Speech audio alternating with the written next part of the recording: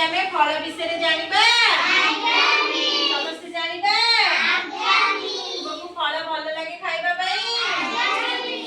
फल पाटू केमती लागे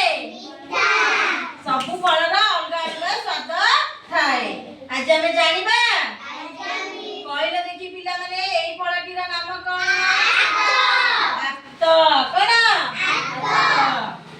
पिला माने एई फलटीर नाम कोन हरभंगा कोन हरभंगा पिला माने एई फलटीर नाम कोन आंब कोन आंब एई फलटीर नाम कोन सपुरी कोन सपुरी पिला माने